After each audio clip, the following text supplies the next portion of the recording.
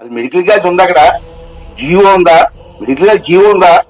చెప్పయా పెద్దనా, చెప్పు.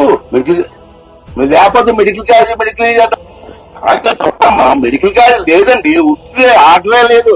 రమ్మని దమ్ముంటే ఎవడని రమ్మని మాట. ఈ నర్సీపట్నానికి సంబంధించి సీనియర్ నాయకుడిగా ఉన్న ఒక ఎమ్మెల్యే, స్పీకర్ పదవిలో ఉన్న ఈ ఎమ్మెల్యే కూడా చంద్రబాబు నాయుడు గారి మాదిరిగానే తప్పుడు మాటలు మాట్లాడుతూ అబద్దాలు చెబుతూ తాను కూడా చంద్రబాబు నాయుడు గారి కన్నా 4 ఆకులు తక్కువేమి కాదు అని చెప్పి రుజువు చేసుకుంటా ఉన్నాడు. ఇదే పెద్ద మనిషి చంద్రబాబు నాయుడు గారు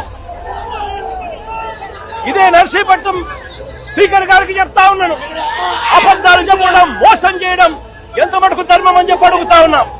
ఈ మెడికల్ కాలేజీకి జీవో లేదని అడుగుతారా?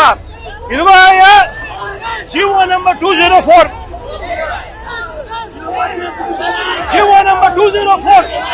మరి జీవో లేదు అని చెప్పినందుకు స్పీకర్ పదవిలో నువ్వు ఉండి అబద్దాలు చెప్పినందుకు నీ పదవికి నువ్వు అర్హుడివా అని చెప్పి ఆలోచన చేసుకోమని చెప్పి చెప్తా ఉన్నా. ఇదే స్పీకర్ కు తప్పుడు మాటలు చెప్తూ ప్రజలను తప్పుడు దోవ పట్టించే కార్యక్రమంలో చంద్రబాబు నాయుడు గారితో పాటు చేతులు కలిపినందుకు స్పీకర్ కూడా తల దించుకోవాలి అని చెప్పి చెప్తా ఉన్నా.